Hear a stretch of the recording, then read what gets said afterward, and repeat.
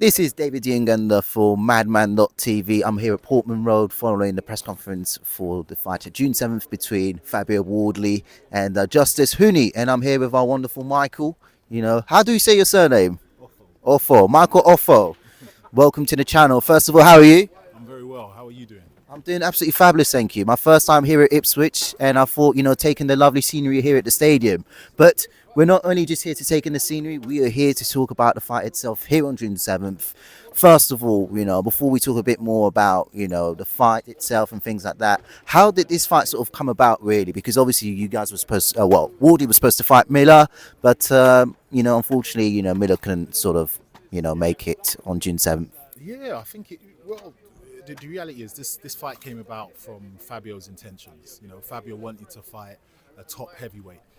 He could have bowed out and just picked up any scrub, from the division and fought them. But he wanted to fight a top heavyweight, a contender that he thought would be dangerous and will provide good value for money for the fans. And obviously, it's since been revealed that Big Maybe Miller has suffered an injury in cap, so we wish him all the best, really. But in Justice Huni, what is it about this fight in particular, especially with Huni, that's going to make it really exciting for all the fans that are going to be here, June 7th? Like I said, I think Justin Huni hasn't learned to lose. He has the same desire and passion that Fabio has. So he's going to come on the night and he's going to give his very best. So I do believe early doors this fight will be very competitive, but Fabio will take over. And obviously, speaking of Fabio, first time, he's going to be fighting at Portman Road. It seems like a years in the making for this fight to happen. Really, how important is it for Fabio to fight, in his hometown, especially at this, hometown stadium, Premier League ground, a club with a lot of history as well.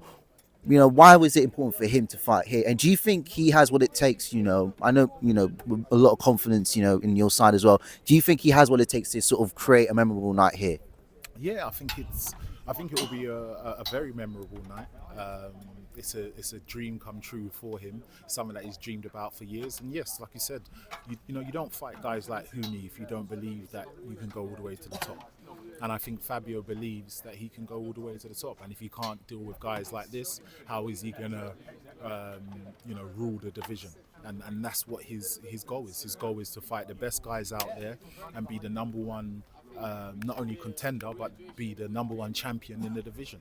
So this fight is about him getting closer to his overall goal.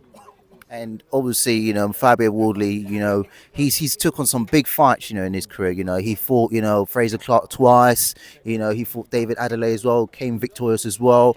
Why do you think it was the right time for him to make that step up to world level, really? And do you think he could be a handful for any heavyweight at world level, really? Considering the heavyweight division scene that we have at the moment.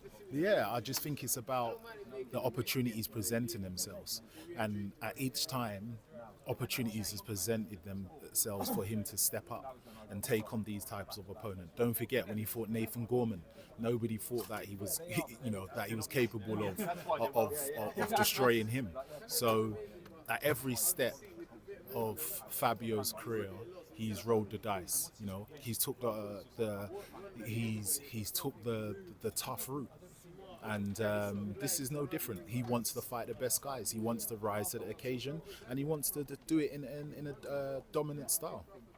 And speaking of dominant style, we've seen Usyk is very dominant in the heavyweight division with a lot of the belts he has, and obviously Daniel Dubois has the IBF belt. Really, should Fabio Wardley win, June 7th, do you think it's gonna propel his popularity and his credibility to the next level? And I also want to talk a bit more about Dylan Whyte, and the sort of influence he sort of had in his career as well. Yeah, I definitely think it's going to help catapult his career. It's going to help push him to the next level. Again, because it's another step a part of the journey, and this time he's at home, bringing those Ipswich fans to, bringing it to their doorstep.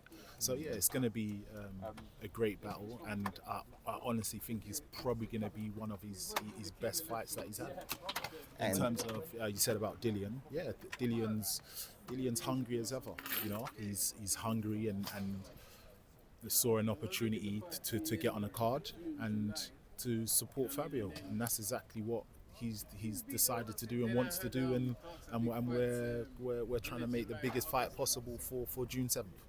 Absolutely, and obviously, we're coming towards fight time itself, and things like that, and talk about the heavyweight scene, and you got the event on July 19th.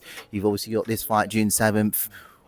you know when we talk about Fabio Wardley, in a year's time, how would you like how would you where do you want Fabio Wardley to be in a year's time, and how do you want it to sort of how do you want it to sort of you know what is the sort of dreams for him? I think the goal is for him to be a well-paid world champion, and that's the path that we're on. Quite simply, in a year's time, Fabio to be the number one heavyweight in the division, and be heavily compensated for his service to the sport. And obviously, lastly for me, you know we've got a very good schedule on the zone, with a lot of fights and a lot of great fights on the platform as well. The undisputed belt, you got some of the Queensby shows, and the fight on Saturday night as well.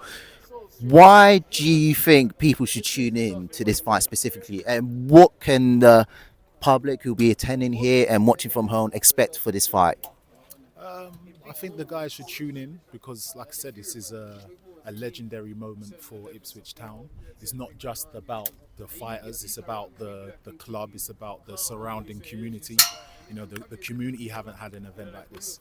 It's about the young kids that, don't seem to have much opportunities here or don't get to see these type of fights. So it's more than just the fighter. It's about the community. It's about the club. It's about the direction that Ipswich Town want to go in terms of creating successful athletes.